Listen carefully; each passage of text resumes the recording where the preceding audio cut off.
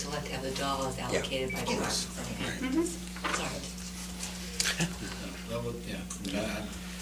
Okay, there you go.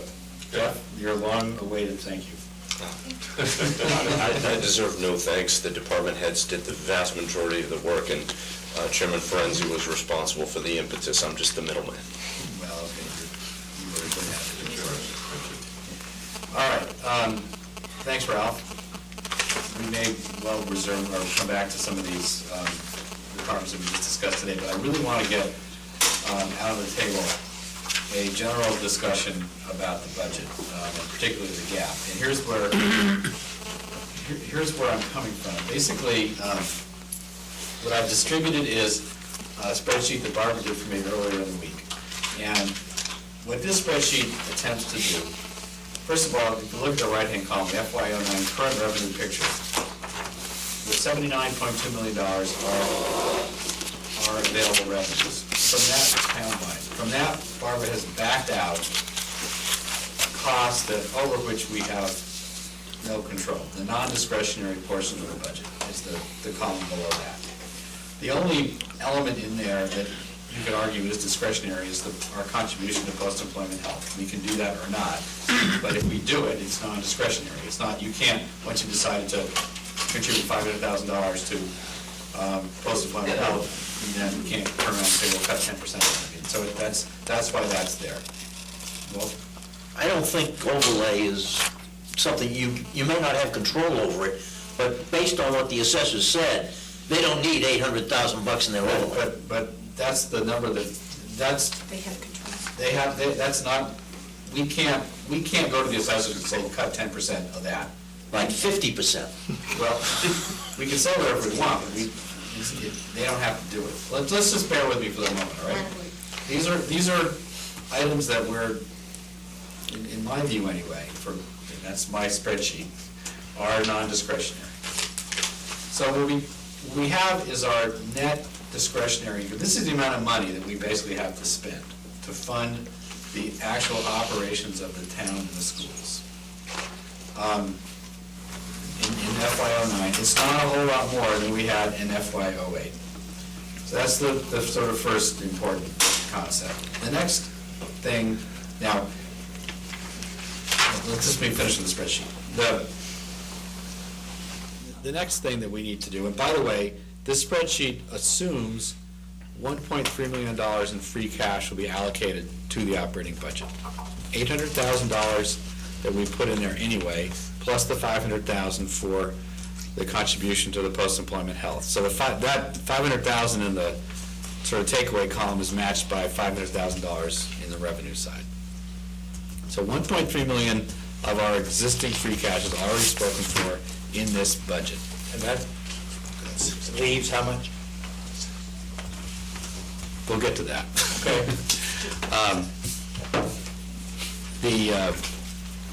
So that's in that 79,226 figure. Yes. Okay. 500,000 is in the 79,226. Right. No, the whole 1.3 million. Yeah, is in that Correct. 79,226. Okay. So we have $66.3 million roughly to spend, and we have to decide how. What I would like to do, and I think this committee needs to do, is to give Peter Holland and Tom Younger numbers, non-override numbers, that reflect what they will have to spend should we not should the selectmen not put an override on the ballot, or should an override go on the ballot and fail. I think that we need to have, that each of them needs to have a budget number that he can then apply to his operations, come back to the Warrant Committee, the Board of Selectmen, and the public at large in the relatively near future and say, this is what it will mean in terms of town and school operations to have this budget. And what I would like to do, because it's going to be, it's not something that you can just do an overnight, is I would like to have these numbers, the non-override numbers, we'll call it that, by a week from Friday, before the February vacation break. And then I would like to have the comment on those numbers by the March 1st joint meeting of the Board of Selectmen, the Warrant Committee, and the school department. So we can hear from Peter what it means, for example, what, if this is the number, $37.4 million roughly budget, what does that mean to your operations? And from Tom, what does it mean for at $28.9 million, which is essentially no increase at all over last year? So that's I think an important agenda for the town at large is to understand what it will mean to have those, what it mean to the operation of these two areas, basically the whole town, if we go forward under this assumption. So I think the agenda for the Warrant Committee is to push an early picture, an early budget picture for what this really means. The only people that can, and I'm saying this without any particular axe to grind, except the only axe that I'm really grinding right now is getting in front of all of us what it really means operationally to deal with these numbers. So what are the variables that I see somewhat outside this spreadsheet? Revenue is one.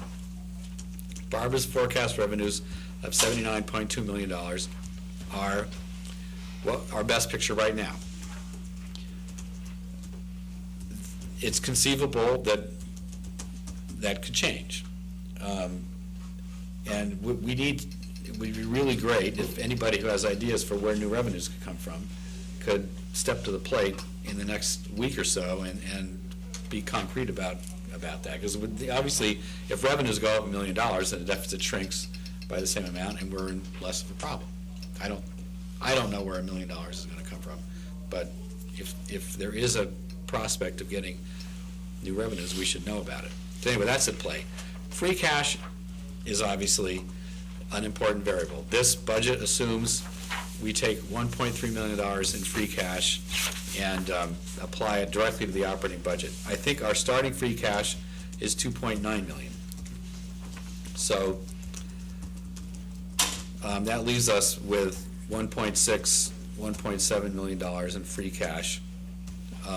That's theoretically in play, can be discussed. I would like the Warrant Committee to resolve what we think about using that free cash. I mean, we need to come to a position to help everybody else out here as to what we think an appropriate use of free cash is. Do we want to use any of this to be applied to the operating budget? Do we want to use none of it? How much do we want to carry over to next year? That's the key question is It's very important, right. What do we feel a minimum number of free cash for carryover is? I mean, traditionally, it's been $1 million, I think, or 800,000 or 700,000 or, But that's an absolutely That's a critical question thing to needs to be talk about. answered. That's one of the major things. The other major point that I would like the Warrant Committee to take a vote on, because it's going to be necessary, not necessarily tonight, but certainly by next week, is what is the appropriate split between the town and the schools. This spreadsheet more or less operates under the assumption that the appropriate split is the percentage of the FY08 budget that you had last year. So if last year the schools had 56.2% of the non-discretionary budget, and Barbara, you put 56.4% here. I'm not quite sure where we got that extra 0.2%. 56.4 is actually reflective of the requested level services by the school. For this- And that's how I split it, based on the requested level Okay. services by the school. I think philosophically, So, yeah, that's a discussion we need. right, so anyway, absolutely, that's these are numbers that can be changed. There's a strong logic to what Barbara has done. And there could be an equally strong logic for some other view, but we need to get that out on the table and talk about it and take a vote. And obviously, the percentage that you start with $66.3 million, the percentage that you apply is going to, will if it's not 56.4, but it's 55, then that makes a big difference to the schools, and the same to the town side. So we need to talk about what that split should be and why. So those three things, I think, are the main variables: revenue, how we use free cash, and what's the split going to be. Expenses are a minor variable, I think, with the possible exception of the increase in electric rates, which needs to get factored in here too, because that could, increases in expenses obviously will increase the gap. So we need to have a look at that. We actually voted on the electric rates I know you did. on Monday night, so. Anyway, that's the agenda that I'd like to throw on the table. Mike? I would suggest we had a fourth variable on the spending side. I don't know how I come out on it, but I think we need to have a discussion, and that's the post-employment health, In other words, whether we fund it or not. or at what level. Yeah. Okay. And I don't know where, but I think, That's the 500,000 you're talking yes, about? Yeah. yes, I think we, Phil, could you repeat your three? Need a direction, Mike? Okay, the three things that I said, Jim, were not up, down. what are our revenues? This is our best guess, Barbara's best estimate right now. You know, we need to be prepared to talk about whether there's any realistic expectation of additional revenues and where they might come from. Number two, we certainly can talk about the use of free cash. We can start that conversation tonight if we want to. And to what extent, if any, we should apply it to the operating budget. Number three, the appropriate split of the available revenues between the town and the schools. And number four, that Mike just put on the table, of the extent to which we fund post-employment health cost liability. So those are the four variables. Linda? I'd like to offer up number 5. After having read the articles in the Globe about the free cash and spending down and so on, did you people see those? Yeah. Okay. Yeah.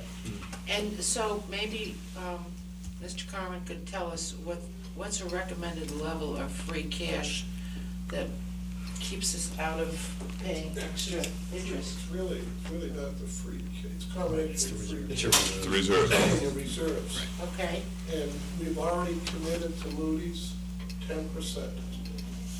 So so we're if in good we're shape. dealing with the number that Phil talked about, 2.9 million, I'm sitting back here saying, we got our 10%. We start going higher than 2.9, then we need to double check those reserve numbers. We adopted, if you remember, we adopted a reserve policy a couple of years ago, or 18 months ago or something, in terms of what we want to maintain. And in terms of reserves, and there's lots of things that go into calculating that. Free cash is just one of them. Okay. But I think that even at the $500,000 free cash level, we are well within the limits of the. And actually, just 1 second, Mark, I want to say one thing. There's one little ray of good news, not in the budget. There's no good news in the budget, but in terms of town reserves, and that is that the decision the town made roughly a year ago to self-fund health insurance and create a fund from health insurance premiums has worked out very well. And that the net difference between, Angela's informed me that the difference between what we spend on health care and what we take in health insurance premiums is $100,000 a month. $90,000 and $100,000 a month we're putting into the reserves right now. And I guess the question, Barbara and Tom, we talked about this, I never asked it specifically, but when we did the budget for next year, the level services budget for next year, we had made an assumption for a health care increase. What number did we use for that? 7%. 7%. So if, for example, we're adding $100,000 a month into the reserve at the current rate at which we're accruing for that reserve, and if that's being done at a rate where the plan design changes have still not taken effect, then there may be some logic for reviewing the contributions that are gonna be expected in FY '08, okay, in terms of building that reserve.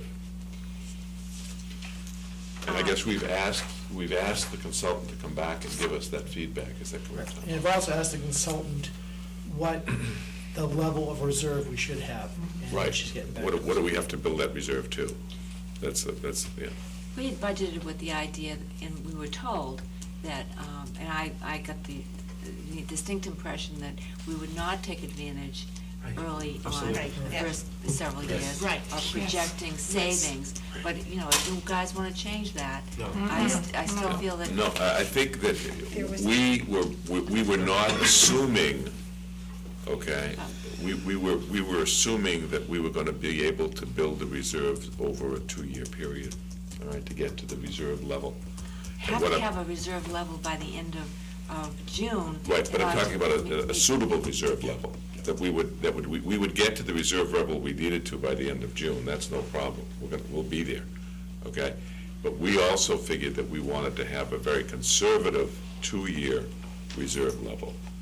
But if we are on the path for getting to that 2-year reserve level at the point at which we're accruing it, at the current accrual rate, assuming, again, this is a big factor, assuming that there is we're doing that without any plan design changes. So once the plan design changes kick in, which we are hoping that happens in the end of February, 1st of March, Tom, that's still our target, right?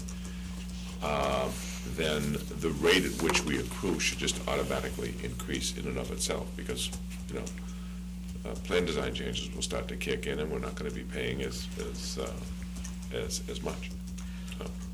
Well, maybe what we should do is factor that into our planning for FY10. But it seems to me pretty much off the table for FY '09. I think it should be. I don't think it needs to be off the table for FY '09. Mark? I mean, I think we sat through a number of presentations by, Mr. Chairman, your subcommittee, and heard a great deal from Mr. Hoffman. And I'm just concerned that so early into our self-insurance mode, that we're discussing what the appropriate reserve is, and with all due respect. Well, we've always said we know what the appropriate reserve is. Quick as how I'm quick just do you worried get there? that we're already starting to question look is to how- invade a reserve Yeah. that just is starting to build up. Yeah. We're not We're not invading doing it. it. We're building that reserve at a rate that's faster than we had anticipated. That's That's okay. Excuse me?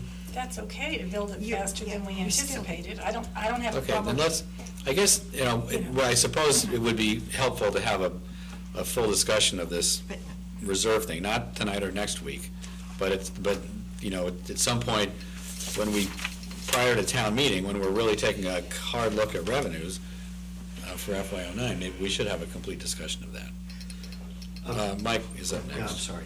May I ask a separate process question that relates to that? I mean, I think this is exactly the kind of thing we need to do.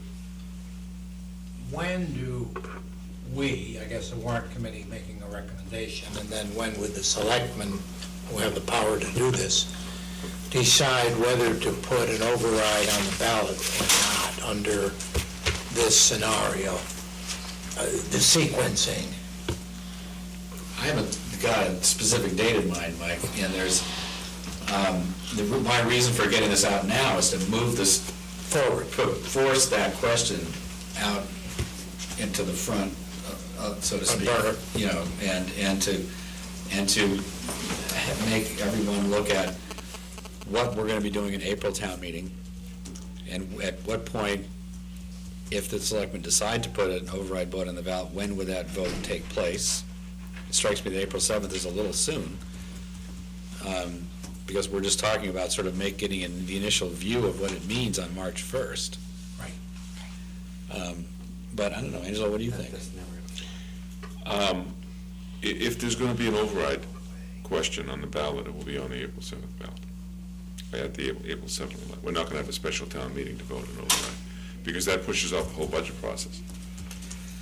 And we have set as an objective to get this budget to town meeting for voting at the April town meeting, which means that the question relative to the override has to be decided at the town election on the 7th. I have two questions, not a question, two comments. First is to answer, actually, what I think Mike's question was, in order to make the April 7th ballot, the question has to go to the town clerk 35 days, am I correct? So March 5th, I think, approximately was March it. 3rd or 4th, March something 5th, like I that. think, was the time. Okay, That's correct. so I think that I think that it's going to be very difficult to make a considered vote, or to make a considered decision by that date. That's one comment. That's what I was gonna say before Angelo said what he said. When Angelo said what he said, it triggered another thought. Understanding your request or strongly felt opinion that override should only be at town elections. However, we could still go to the April town meeting with a 2 or 3 budget scenario, which we did do in 2002, and we could present to town meeting, which of these would you like us to present to the voter for an override? We would then vote at the April town meeting 2 budgets, an override budget and a non-override budget. And then within, I believe it's 45 days of the town meeting, the Board of Selectmen would have to have an override. We did this in 2002. It's exactly the process we followed. That's assuming the board would vote to put the override on the ballot. We're not required to put it on the ballot. Correct. Because town meeting requests us. Correct, and I didn't mean to presume that anybody was overtaking your authority. Town meeting can't vote and force you to put an override on the ballot. But what I'm saying is that would allow us 3 more weeks to mull over and make a decision as to what the right level of an override budget is. If we present to Tom and Dr. Holland next Friday, here's the target number, can you show us the pain? We know there's going to be terrible pain, but that's not what we're asking. We really do need to know what exactly the pain's going to look like. And they certainly need the 2 weeks to be able to put that together. Right. But then, when we get it, We're gonna discuss there's it. going to be a lot of discussion. And that discussion, I think, is going to be very difficult to happen in 2 days or 3 days. So all I'm saying is I think that time frame is extremely difficult. However, we can still set. Why does there need to be a lot of discussion at that point? Well, somebody might suggest eliminating the Council on Aging. I think the Warrant Committee would want to discuss that. Or, something else. I mean, there could be many suggestions. Tom might suggest 75 things, and it's pick and choose. And there's going to be widely held opinion on the part of the Board of Selectmen and the bodies that are responsible. And I just, having been through this about, 4 times, I guess, it's not a 2-week process. It takes a while for everybody to come to. Then it's the dialogue. Mike? May I just Mike. underscore what Pat is saying? I remember as chair, the enormous difficulty we had in closing a 338,000, I'll never forget the number, gap. And we sat around this and we struggled and so forth. If we're talking about a $3.1 million gap, and the community reaction and the consequences of that, and not asking the community to go to an override, which I find problematic, that they don't get a crack at it, even if they decide to reject it, but that's aside. The point I'm trying to make is that Pat is dead right. If we're talking about a gap of this magnitude, we owe it to the community to have a full-fledged discussion of the consequences of this, and we certainly owe it to ourselves, because we're gonna be talking about things that in my 15 years around this table, we have not talked about. So we can't do it in that kind of window, unless you want to be irresponsible. I vote for irresponsibility.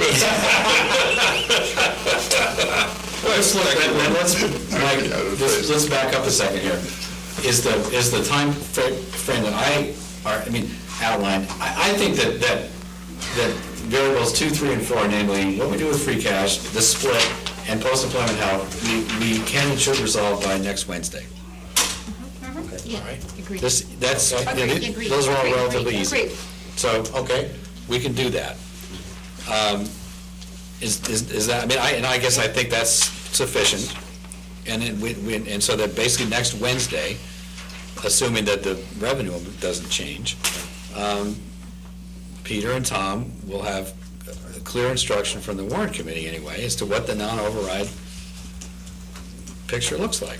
How long do you think it would take for you, Tom, to come back with the impact of being forced to live within a budget of whatever that number has to be? We're looking at next Friday, you said, or? when? You'll get your number possibly by a week from today. Okay. Actually, I will probably start looking, even at the number that you're looking at right now, I'll probably start looking at that 7:30 tomorrow morning. Okay, that's a good answer. For God's sakes. No, I've got to turn my lights off, I know how much we went up in the light rates. I mean, I don't see how, and we need a week to talk about it, but I don't see how we can get it done. I mean, you're right, Tom, this is a early warning here. It's not gonna change dramatically from what's on It's this going to tweak one spreadsheet. way or the other, but you know it's going to be, It's gonna be one Dave, point something million. John, you've been in your conversations with Peter and relaying to him, it's going to be the suggestion of the warrant committee, I think, that, what's the impact of having to live within a budget of whatever the number is, whether it's 37.4 or 37.2 or 37, or, what is the impact of that?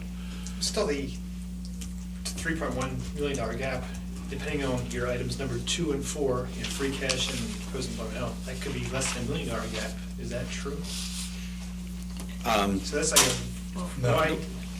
No, it won't be less than $1 million gap. I mean, No if one- If you use all free cash, it's still No one more. can keep There's- cash down to zero.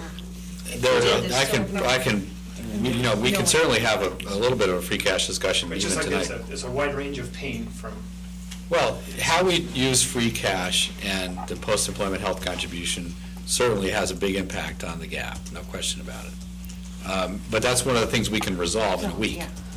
as a warrant committee, making a recommendation. It doesn't mean the town meeting would have to agree with us, but we can make a recommendation. Tom? It's just a response to John, Yeah. is, I'm looking at this as, these are the cards I'm dealt right now. So I'm looking at that there's the issue of post-employment, that hasn't been determined yet. Free cash, the split hasn't. So this is what I'm dealt right now. So this is what I'm gonna look at and start making adjustments for that. It may change, but this is the scenario I have right in front of me right now, and that's how I'll have to deal with it. And I think one of the other things that might come into, I'm sorry. That's okay, go ahead. I think one of the other things that might come into play here is that as we know what the impact of that pain is, decisions as to how that free cash might be used, or whether or not we want to deal with post-employment health care in a different manner, okay, are going to be factors that we'd want to consider. I agree. Roy? To step back for a second, on a post-employment health number, this is not really discretionary, as I understand it. This is an unfunded liability. This is an initial. Yeah. So it's not as though this expense will go away. The expense is already out there, and the only question is when. Some comments. Actually, I think there is a way to go away. All levels of government, federal, state, and local, have these unfunded liabilities. And at least at the federal level, when you look at the Federal Reserve discussion of this, the answer is it'll go away when the government breaks its promise. And I would think that the same sort of phenomenon will happen at the state level, or could happen at the local level as well. I mean, none of these things, as Mike has said, are sustainable. We cannot pay that.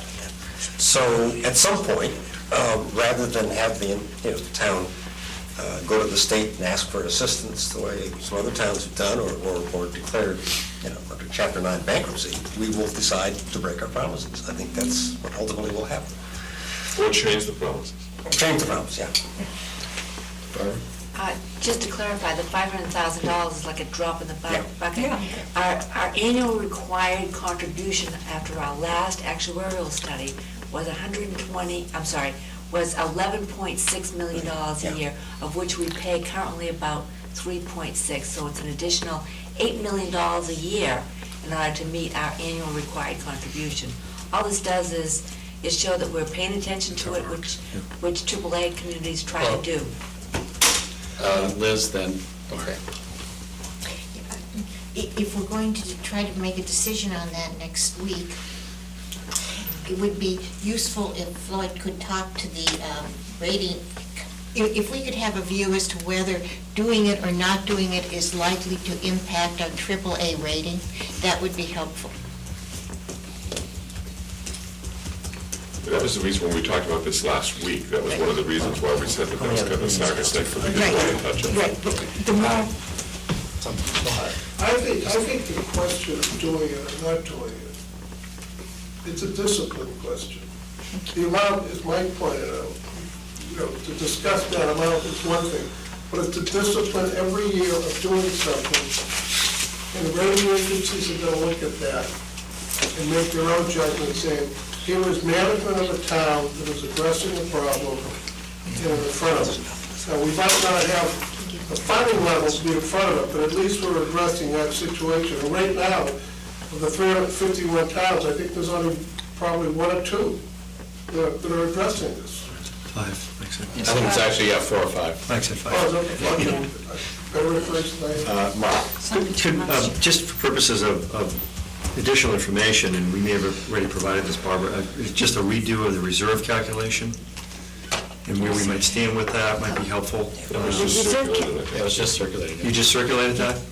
The Okay. reserve- I apologize if you did. The reserve calculation is only done once a year. It's done at the end of June, because doing it mid-year has no meaning So in the June, for anything, which so. then throws off, so that calculation has the 2.9 million of free cash. There's free That's cash, and certified. then, but the reserve calculation's more than just that. It also I includes. understand. Yes, okay. Okay, so we have that already. Yeah. And, Mr. Chairman, if I might, just a clarification on this split decision, this split in terms of town and school. Mm-hmm. I mean, if we decide on the split, are we wedded to that? Because I would like to see what the cuts would be on the split as well.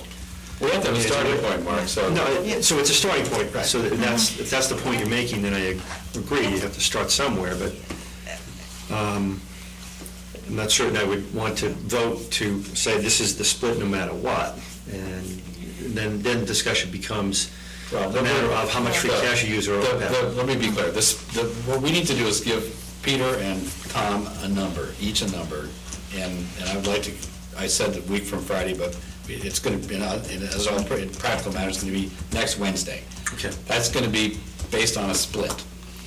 Now, we will then hear back from them as to what this means, and we'll analyze that and decide what to do with it. There's one more question about the post-employment health. I mean, the 500, it's almost like a token payment, given the size of the you have long to set. And I guess the question I had is, what actually is the legal status of the contribution? Is it then encumbered and you can't claw it back, or if in the future there's some awful default, can we reclaim the 500 in the future? Yeah, it's irrevocable trust, and it's going to be, it has not yet been, because I'm still waiting we're working on the IRS trust documents so that it ensure that it's non-taxable, at which point we can give it to the retirement board to invest. So it's still in a limbo at this point, but it will be irrevocable once it gets in there. So, just to put it in round numbers, if you owe $10 million a year, you're contributing 500, which will never make whole your obligation, but then you won't see that money again either, because it's basically a partial payment on what you owe. That's correct. If I may, we're actually going to be doing another actuarial study this year because of negotiated changes in health insurance, and we believe that number will go down, but you're right, it's not going to change so dramatically that $500,000 is going to look like a good number. You're right. Right? The larger issue that Ralph mentioned is that this obligation, for all, I mean, maybe Cambridge could pay for it because they're a cash cow, but for effectively every community in Massachusetts, this obligation is impossible to meet. I don't mean unlikely, I mean impossible. And we haven't even mentioned the MBTA yet. Yeah. We're gonna go there. And therefore, that's the quandary that we, as communities, are all in. So at some point, as Ralph says, we have to look at the obligations that we're incurring. But in a Prop 2.5 era, in which nobody is funding this, and we're still all losing ground, and we have a $3.1 million gap, and next year we'll have an X million-dollar gap. The year after, and every community in the state opens up a gap each year. It's impossible to fund this. So that's the reality. But then the question is, and I think Floyd makes a good point, which is, there's a discipline, and because we're only one of, a single hand of communities that are doing it, it does separate us and so forth. So I don't think it's an easy call, but I just wanted to be clear that it's an impossibility. I think there's two benefits from doing this, some from under disciplined manner without specifying the amount. One is pleasing the rating agencies that look at our fiscal discipline to see whether or not we're doing something about it and recognizing it's an issue. The other, as I recall, is actuarial, because one of the actuaries' jobs is to estimate how we're going to pay for all of this. And right now, they're giving us minimal credit for any payment because they're assuming we have no investment, and so they're giving us a nominal rate of return. After we establish this fund, they begin giving us a rate of return that's potentially higher, up like 8%, which is what the pension board has. And that will reduce somewhat our apparent actuarial liability, which also would be a good step forward. So do we have next week our discussion is pretty well framed, I think. Yeah. Yep. I think I'm going to put this discussion ahead of subcommittee reports because that's that important. I think so. Do we, we're past 9:30 already, but do we want to just have the whole discussion in basically the 2 hours of next? What I was thinking was. Yes. Okay. All right. I don't want to force any or push any decisions or something. We'd be better off discussing for a while. It's being past by bedtime. I move we adjourn.